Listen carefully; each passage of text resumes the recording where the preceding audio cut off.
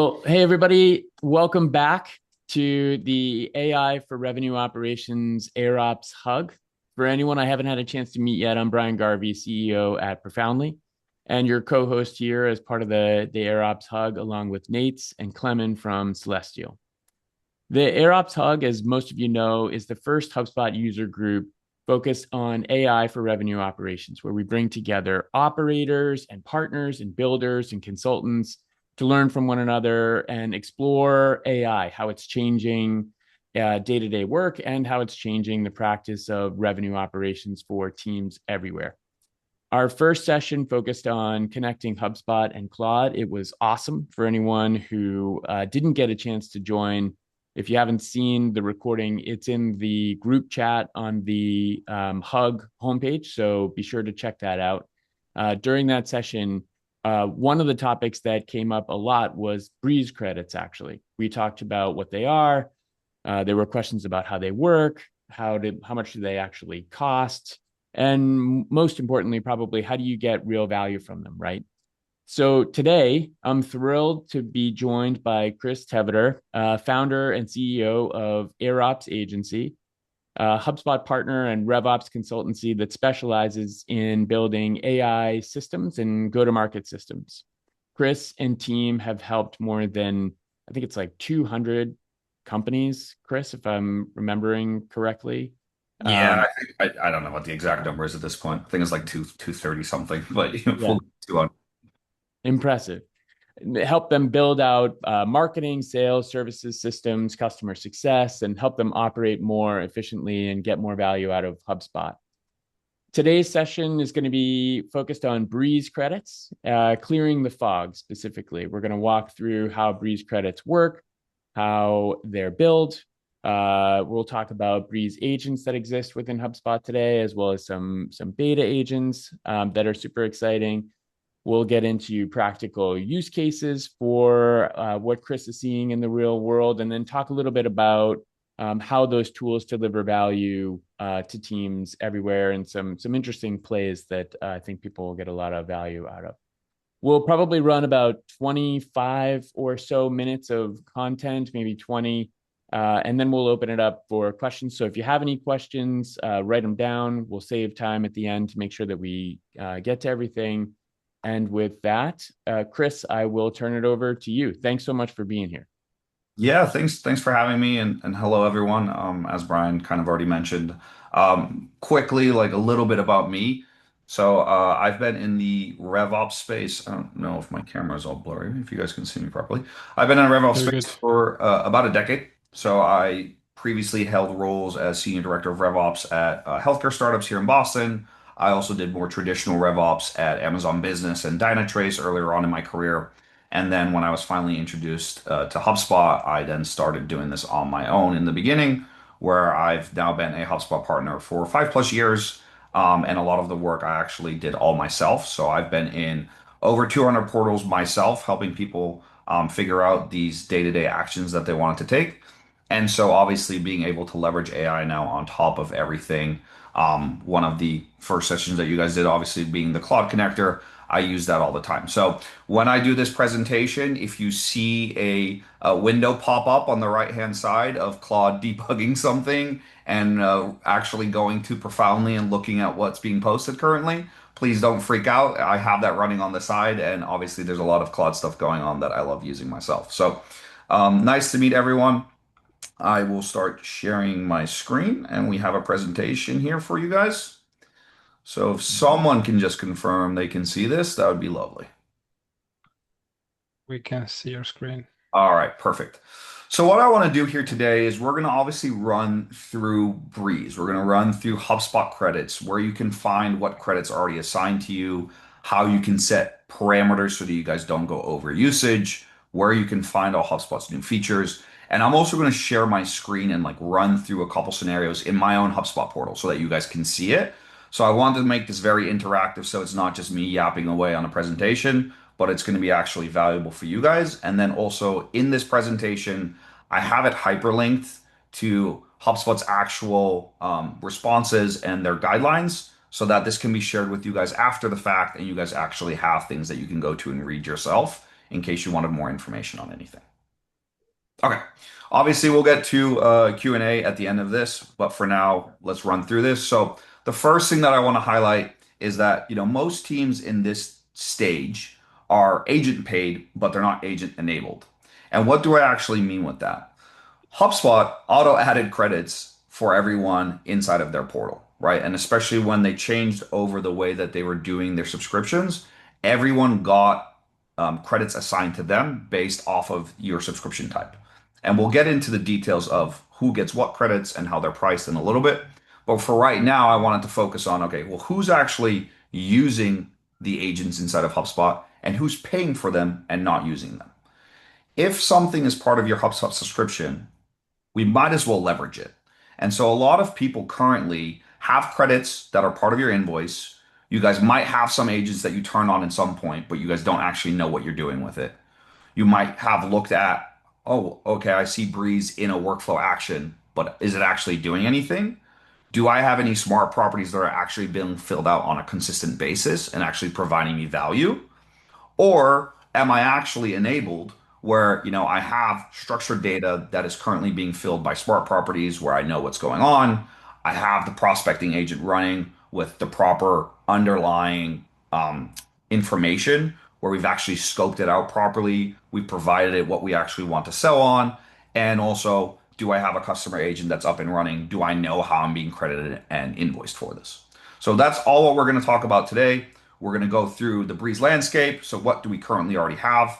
What agents are there? What assistants are there? What other betas are out there? Because there's a lot more than people think, I think, at this point.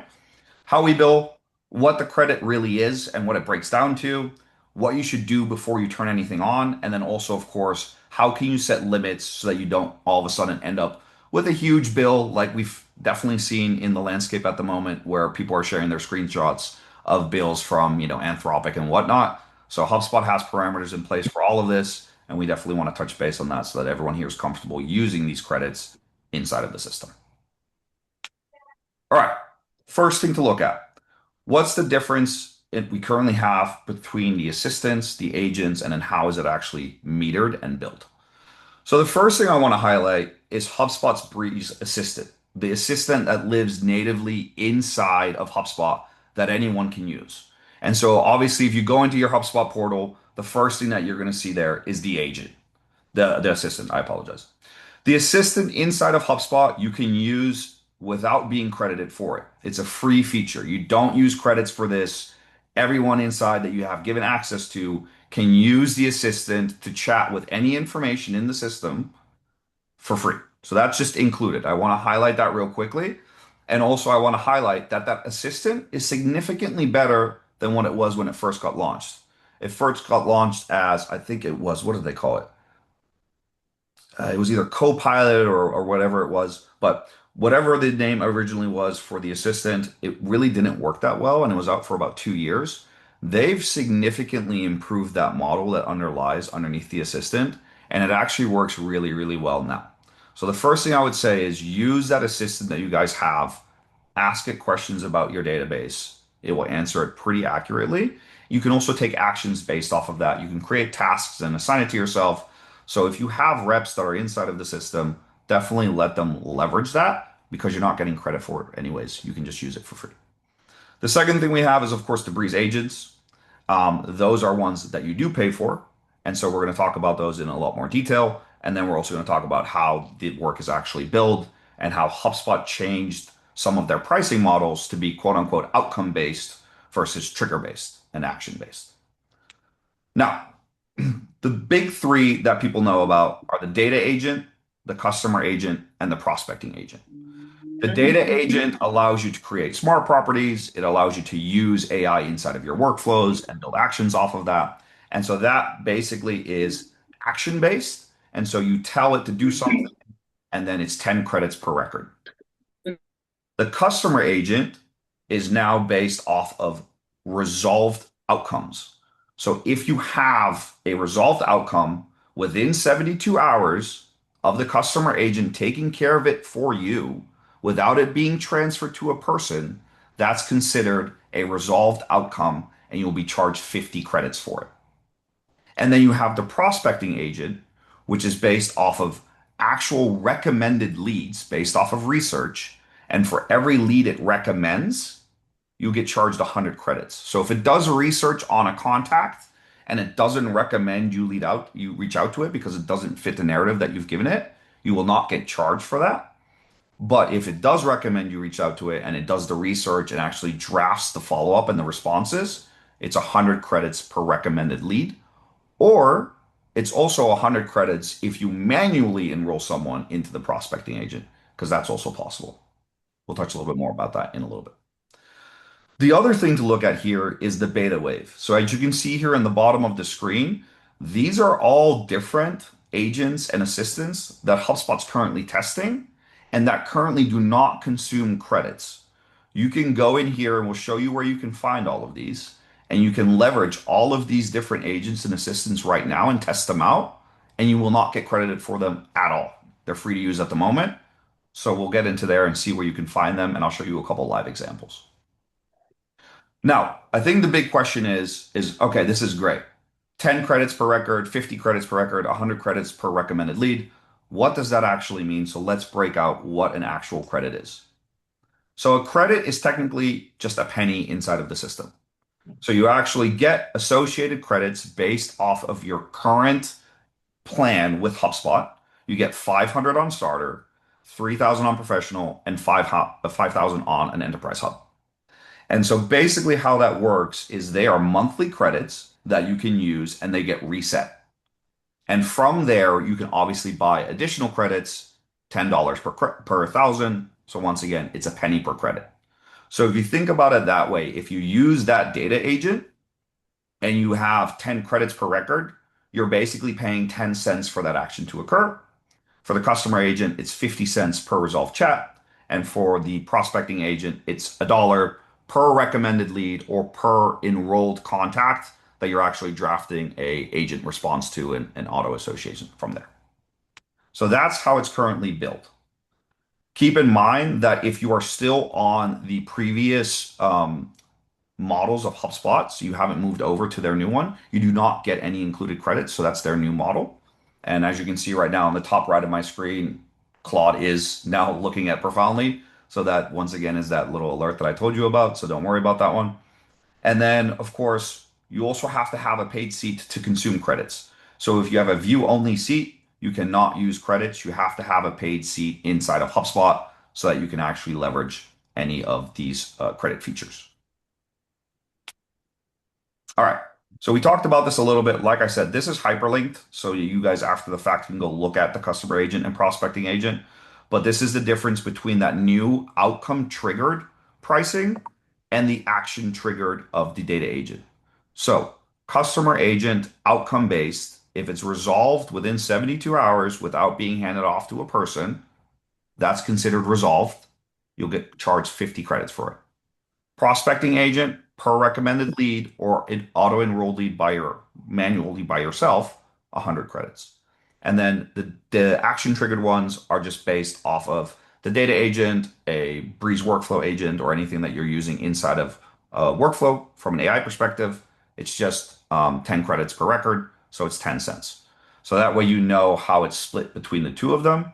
And you can actually go inside of HubSpot and see where this is all done. So that's the new outcome-based pricing that they launched last month. And that's based off of just the customer agent and the prospecting agent for now. All right. So what does this actually mean inside of HubSpot and where can you actually find all this stuff? Because in theory, this sounds great, but where do we actually go to make sure that we have the proper coverage in place so that anyone can actually start leveraging HubSpot credits without being afraid to just break the bank? And so HubSpot has parameters in place to protect everyone so that you don't just auto upgrade and everything just starts running on its own and you end up with a fat bill. And the easiest way to do this is to see this inside of HubSpot. So HubSpot actually came out with a couple of different ways where you can follow along with this. And so instead of showing you guys this on a presentation slide, I'm just going to show you guys live. If you go into your HubSpot portal, the first thing you're going to see is when you go to your account in the top right corner, they now added this tab right here called HubSpot Credits. So you can go directly into HubSpot Credits. If you click on it, it brings you to this screen. You have to have access to your usage, obviously, internally from a permission set, or you won't be able to see this. So you have to have access to your usage and limits because otherwise you can't see it. But once you have access, this is what you will land on. I want to highlight one thing before this. If you guys are just on the credits that are given to you based off of your hub, so your subscription level, once again, 3,000 if you're on professional, 5,000 if you're on enterprise, those credits are locked, which means that if you do not purchase additional credits, you cannot go over that amount. So if you are on the standard tier subscriptions of 3,000, 5,000, or 500 if you're on starter, you cannot go over that until you add additional credits. It's blocked for you guys as a protection. So can only go up to that limit and then it resets when your monthly limit resets and then you can use that amount again. I actually went and purchased 1,000 additional monthly credits so that I could show you guys what it looks like if you do go over that limit. And then from there, you can actually set different parameters to make sure that now that you've opened up that vault to go over the additional credits that have been given to you on a monthly basis, how you can set parameters to make sure that it doesn't go haywire. So the first thing that you're going to see once you're on this screen is that you can add your credits right here. If you add your credits, it brings you to the page so that you can see, all right, how many credits do I want?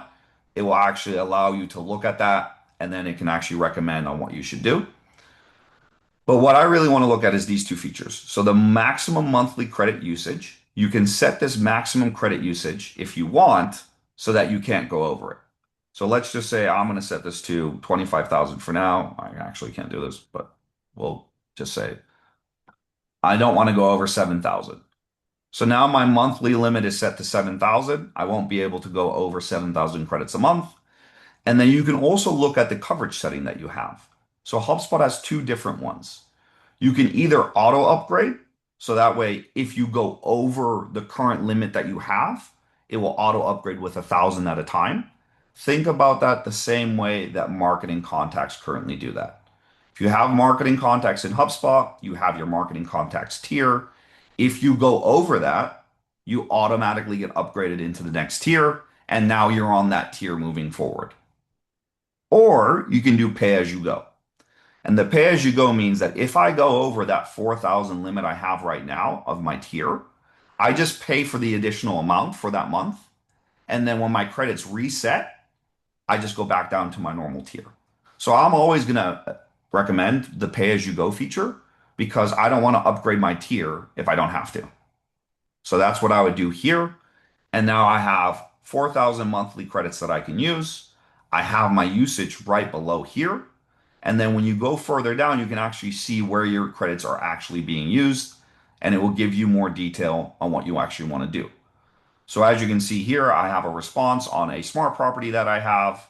It's actioned 138 times, so it used 1,380 credits because when you use the action-based triggers, it's 10 credits per contact, and here's the math that goes along with that. Now, if I were to go and add something that's going to take all of these actions, once again, I have 4,000 credits included, so I'm not at my monthly limit. But if I go over that, I'll only go up to 7,000. And then because I've changed my coverage setting to pay as you go, that means that if I go over my 4,000 up to my 7,000, when my monthly credits reset, I'll go back to the 4,000 tier. I know that there's going to be some questions about that. I hope that this makes sense. But if there are any questions on the Q&A, we can go into a little bit more detail about this. But this is how HubSpot has set these parameters to make sure that you know where your credit limit is, how many you are using, and you can set the parameters in play to not go over the maximum monthly credits to protect your billing and make sure that you don't all of a sudden have a very big bill on top of what you already pay. Once again, if you have the standard out of the box 3,000, 5,000, or 500 monthly credits assigned to you, you cannot go over that until you purchase additional credits. So that's just a safety feature in there that you can leverage yourself. All right. Hopefully the pricing makes a little more sense to everyone. where you can find your credit limit, how you can set parameters if you do purchase more credits, your maximum credits, and then do we auto upgrade or do we just pay as you go? Now, once you understand the credits, where you can find them, how you're being billed, the question is, what do you do with them from there? Here are some different examples of what you can do with different agents or the different assistants inside of HubSpot currently. So obviously, if you use HubSpot for support or customer service, you obviously want to use at the customer agent, where you want to look at the customer agent. You want to set that up so that it can take care of tickets for you that you don't need to have a human involved in. HubSpot leverages this themselves very heavily. It's a very good agent. So if you use customer service, I would 100% look at leveraging the customer agent. The prospecting agent is one that floats around that I don't see a lot of people actually leveraging, which works very well in my opinion. And what it does is it allows you to basically create a segment of people you want to reach out to. You can then build intent signals on top of that to say, okay, if something happens with this organization, reach out to this person, draft a very tailored messaging and follow up with them. Or you can give it all the context that you want to give it to sell to people for you as you, and then enroll people into that yourself.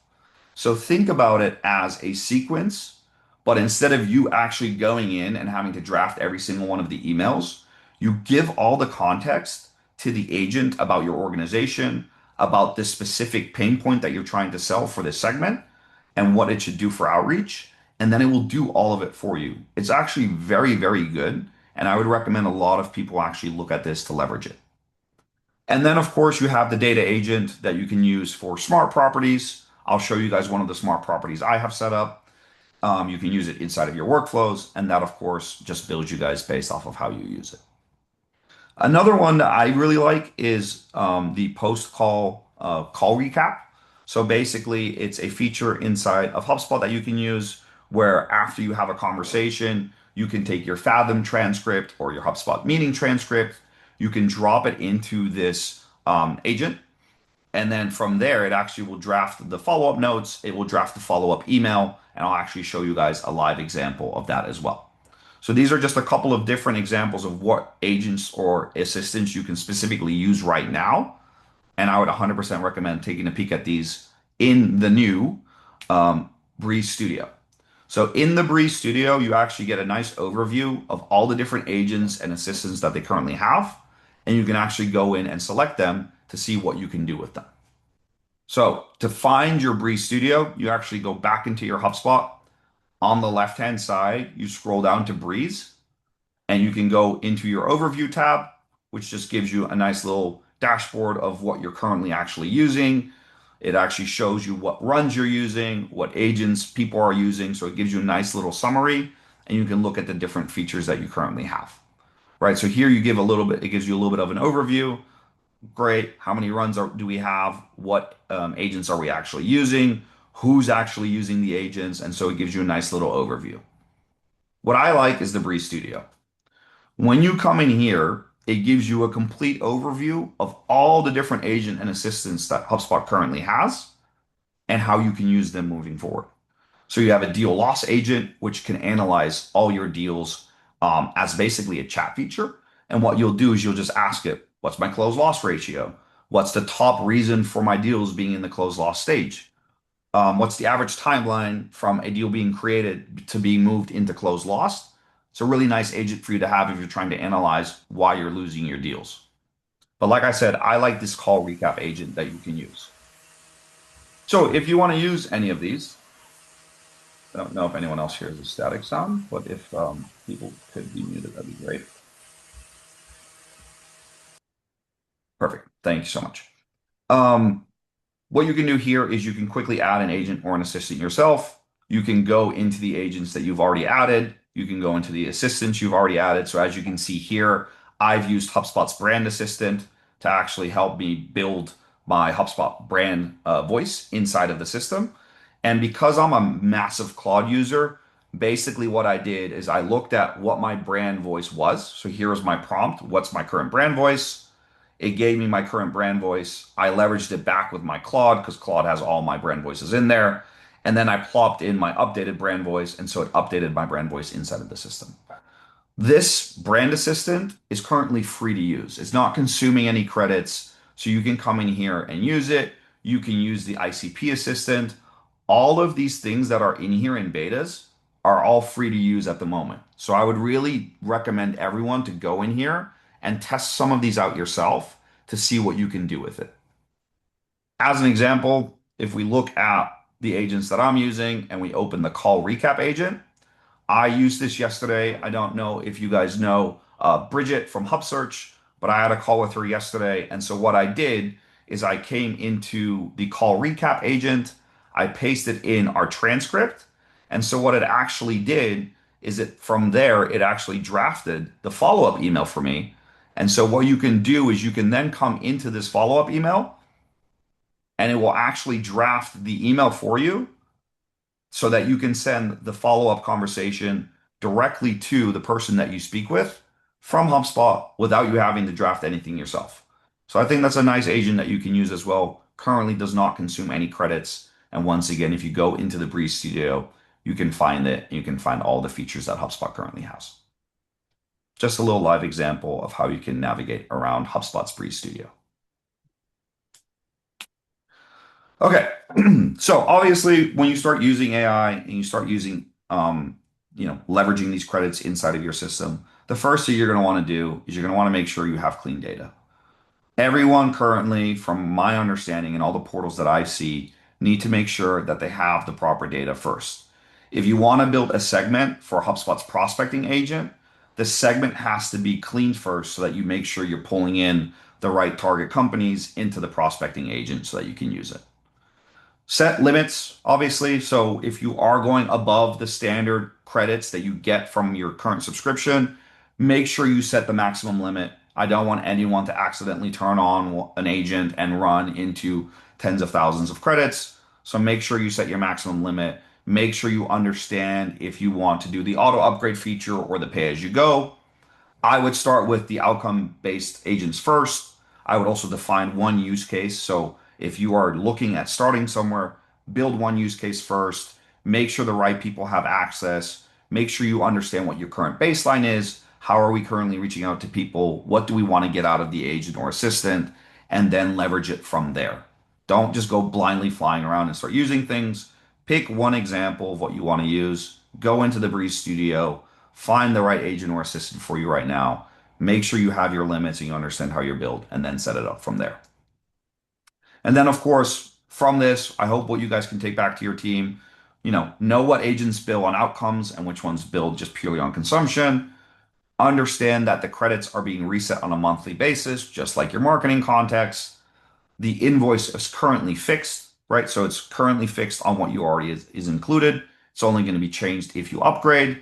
And just make sure you understand who has ownership of what, who should have access to go and build their own prospecting agent or their own customer agent, or does it have to be limited?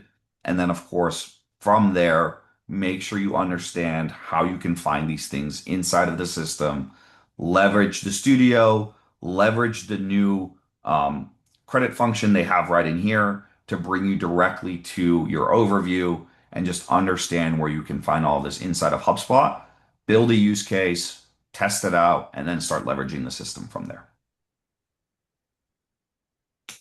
Okay. I know I yapped away for quite some time, so it's about 25 minutes.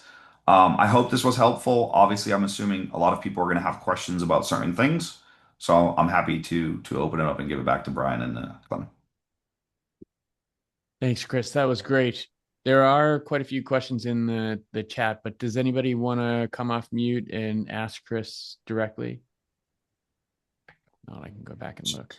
Yeah, we can also open up the chat. I can't see it right here, but I'll read it from the chat, but if anyone wants to speak up, you can do now or later. Yeah, I mean, I had a question, more of an error.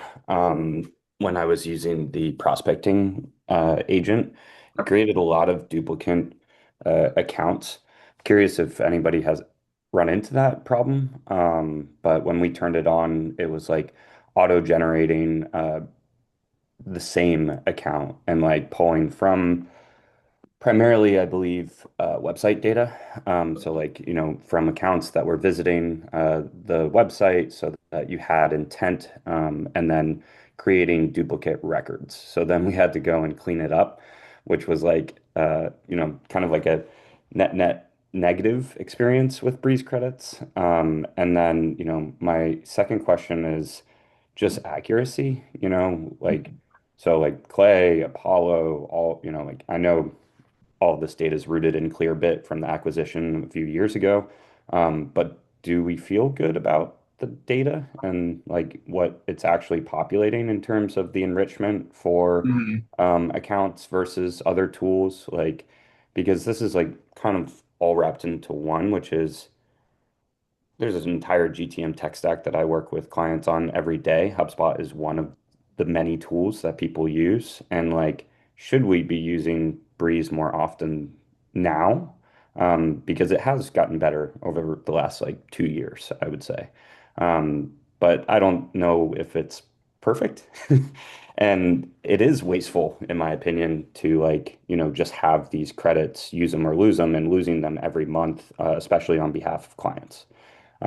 Sorry, I know I kind of talked a lot there, but first question about anybody running into the same duplicate record errors because that is like a problem, I think, with the actual product feature. And then, how do we feel about the quality of the data, the output, even the follow-up emails, et cetera? I think that's a very good question. I think that there is a lot of things about the enrichment that I also have concerns about. And I think that that's a concern that I'm seeing across the market stacks. So obviously HubSpot recently announced that you now can pull, your Apollo data directly into HubSpot as well, right? So you can do the enrichment from there.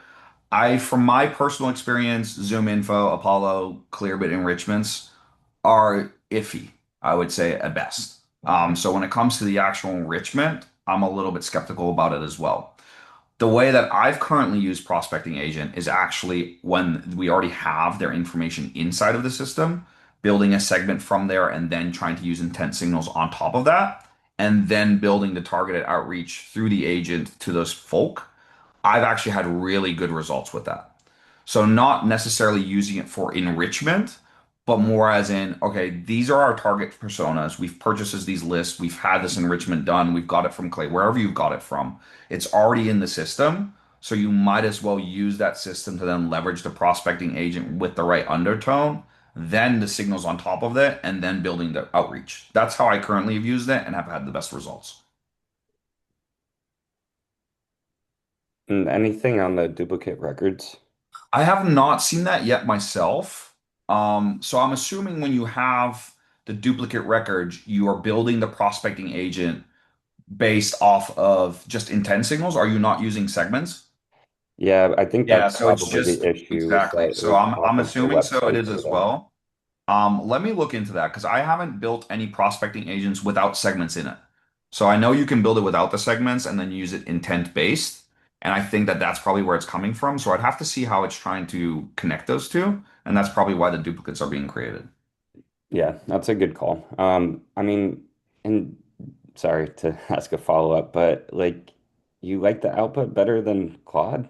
I mean, like Claude seems to be the best output like of any of the tools that I'm using. So like I Yeah. don't see the value in the follow-up emails personally. In like maybe it's just from like an automation standpoint, it's easier to do in the one tool. If people aren't using Claude, then like, that also disqualifies it. But like the output from the Fathom connector and the HubSpot connector and like writing a follow-up with also some of my partners are full Claude, so that Google Drive's in there, Slack's in there. I mean like they've gone full, like Claude connects everything.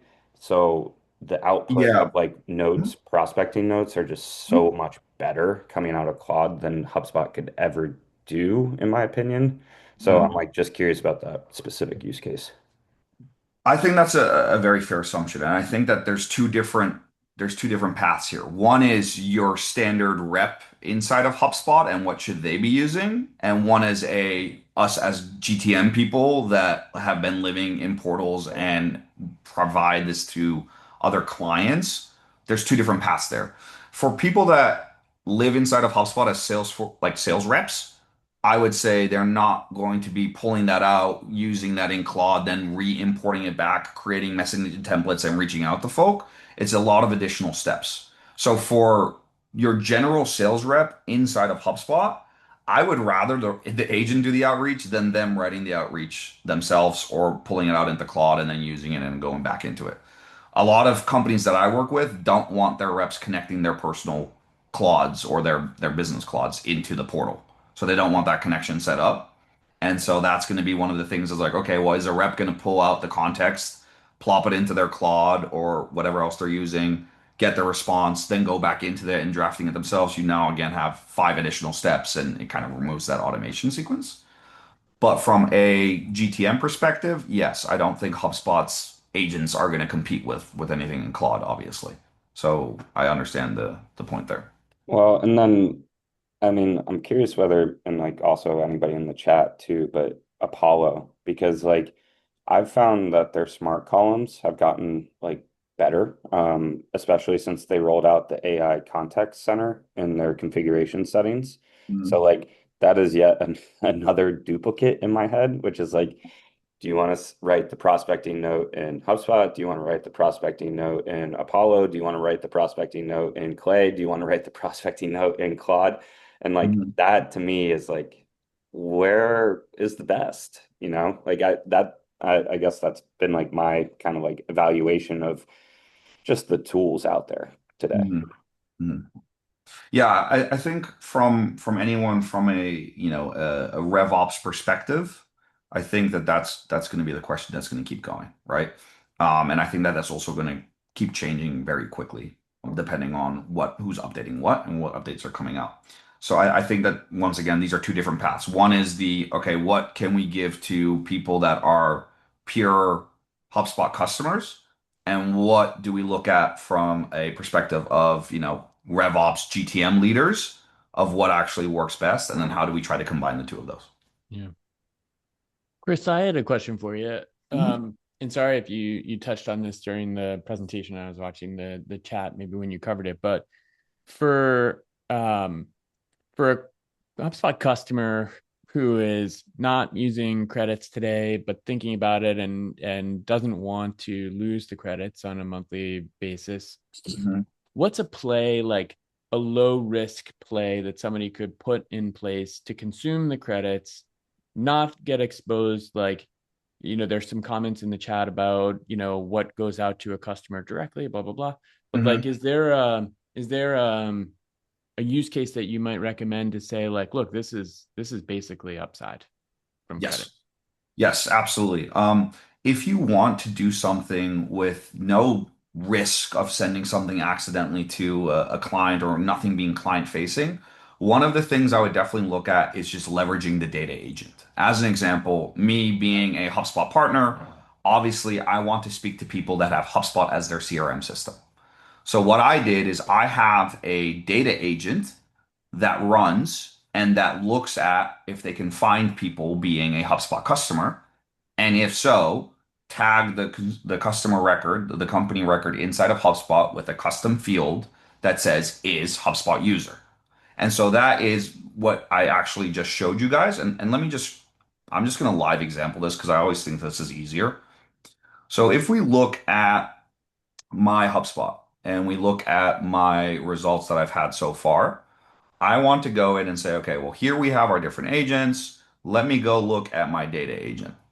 So I have a data agent that I've set up that is called uses HubSpot CRM confirmed or uses HubSpot CRM where there's some evidence of it. So as you can see here, this is the one that I actually leverage to say, okay, this is the smart property I have. What does this look like? Does this company appear to use HubSpot CRM? Provide the evidence, right? They have a partner badge, they have HubSpot forms or chat on their website. If you can find any tracking, they explicitly mention it. Take this and put this on the company record so that I can leverage it. And so then this will run in the back end for me to fill out a smart property. From there, it creates a segmented list for me. So company uses HubSpot as a CRM. And so now it gives me these records that is pre-filling for me inside of the system, depending on that. Now, my own company is in here, which is funny because I use HubSpot. So it filled this in for me through my data agent to say that this organization looks like they use HubSpot as their CRM. And so those are the credits that I'm currently using to fill out some information through a smart property on a record. And so if you want to leverage credits, smart properties is a really way to do it by just coming in here and saying, okay, hold on. I want to create a smart property. What do I want to use, right? You have all these different prompts inside of the system. You can generate your own smart property and fill it out. And this way you can start cleaning up or start highlighting and segmenting some data inside of HubSpot, leveraging AI, leveraging those credits you already pay for to clean up some of your data or to just highlight some of them a little bit better for yourself moving forward.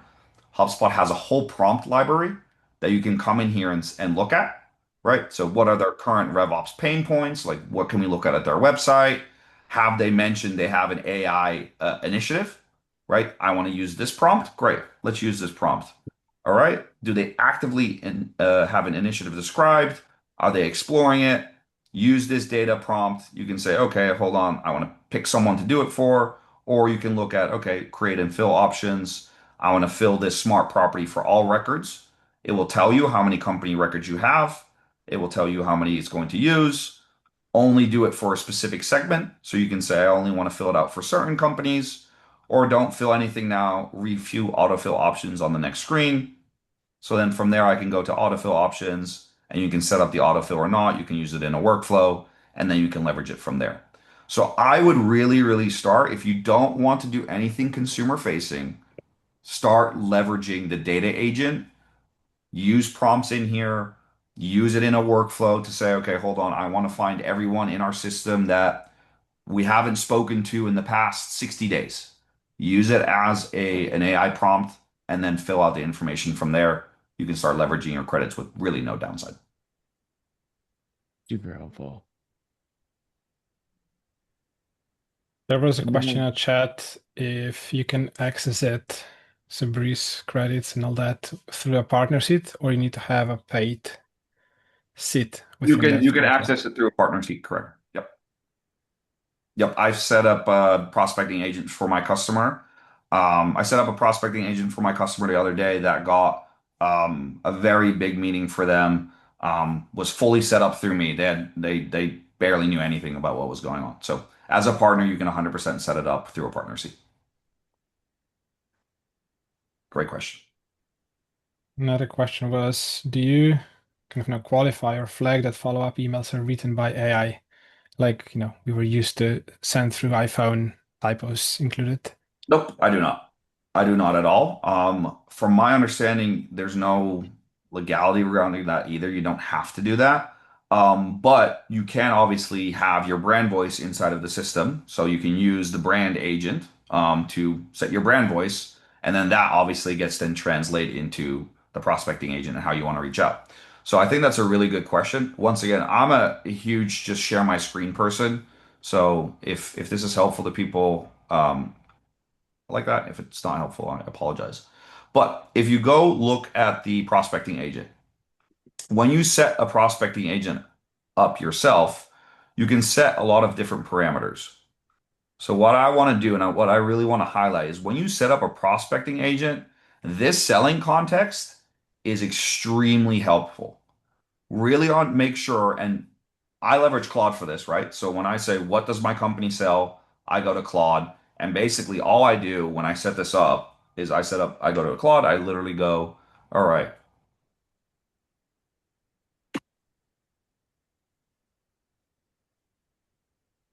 I just say, give me these answers for my prospecting agent. And let's just say I'm targeting anyone who has HubSpot as their CRM, but is paying for Breeze credits, but is paying for credits and probably don't use them.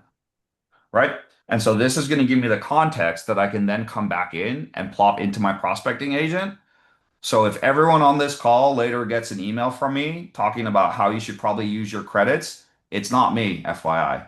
And I'm not going to actually enroll you guys into my agent, but that's just an example of how you can use that.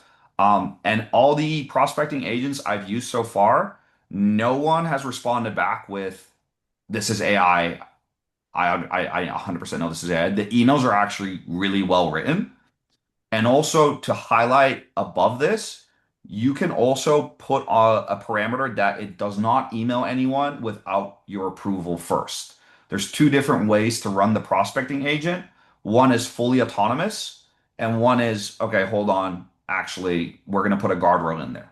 So you can come in here, you'd put in all your parameters, what do we sell, what's our value prop, etc.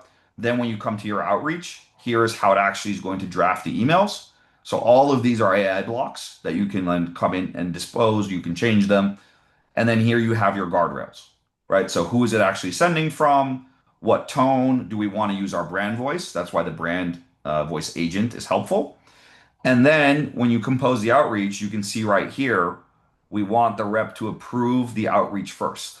So on the bottom right here, it's going to find the signals. So it's going to look the companies. If you put a segment in there, find the signals on the segment. Do we have target personas? Craft the messaging based off of what we just told it. And then it's going to let you review it first before you turn it on. So that's how you can do this, right? When you go to automation, review the email or just automatically run this for us. So if you're using the prospecting agent for the first time, leave it on this one. Review the emails first. You'll see the tailored, the search it's done. It will tell you all of this. And then from there, it will actually tell you your tailored messaging. And honestly, we have some time, so let me just go ahead and turn this on. I have credits to spare for this month, so let's just do it. So we're gonna go in here. We're gonna fill this all out. What do we solve? Great. The audience for me is going to be the segment that I already have. So it's going to be people that use HubSpot as a CRM. So great. I want to use this segment. Fantastic. So this is being filled out through my data agent.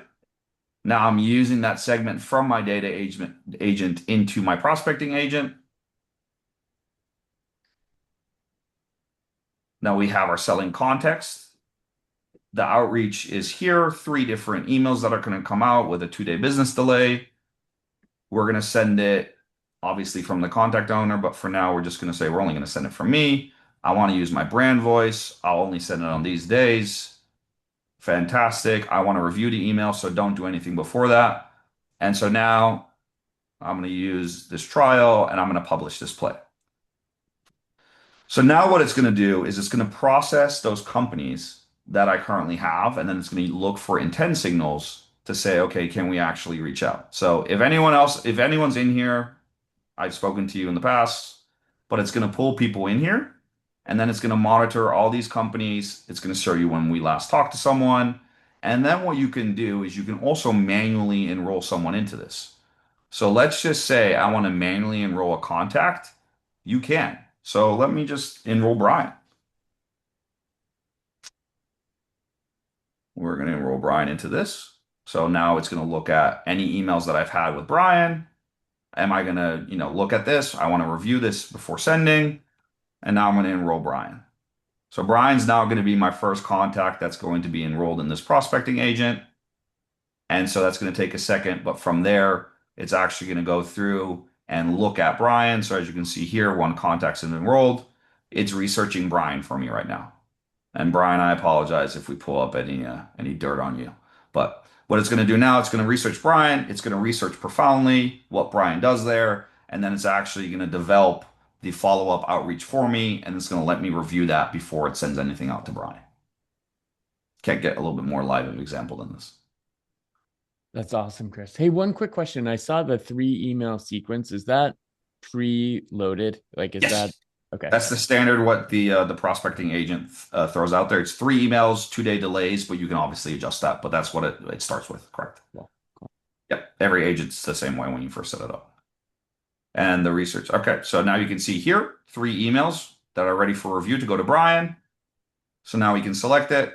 And so this is the actual email. Hi, Brian. This might be relevant to Profoundly's HubSpot work. Curious on your take.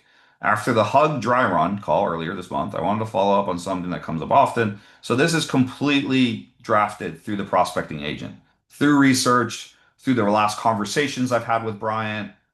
It's very relevant, obviously, because we're literally on this call.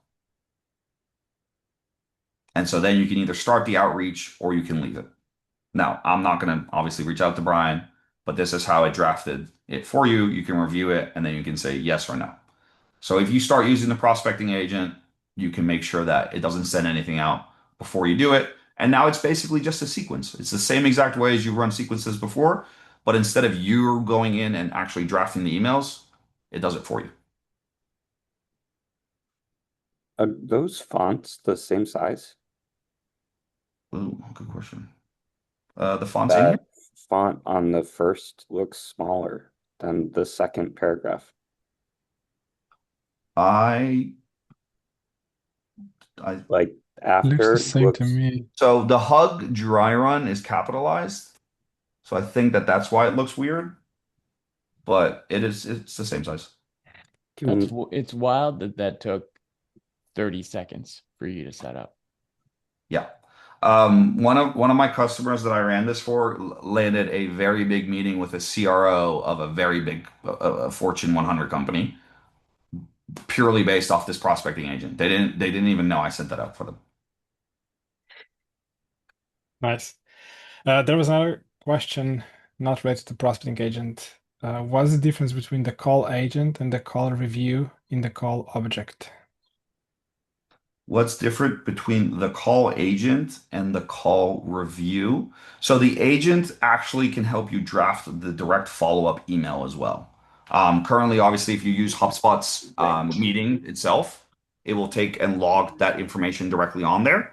But the call recap agent that they have can actually draft the follow-up steps as well, that actually draft the email for you to send out to the person. So that's the main difference, I would say. Chris, I asked that question, Clem, and if I could just clarify, I think I may be on the latest betas because I use Prospect and Agent quite a lot, and I use the Smart CRM meeting and call functionality a lot.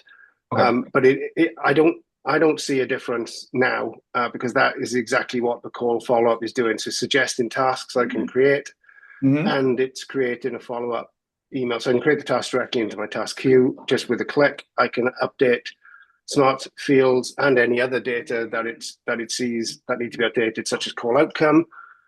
And I can draft the follow-up email all from the call window. I don't have to use the call agent. So I just wondered whether I think that maybe it's just the caught call, up, is it perhaps?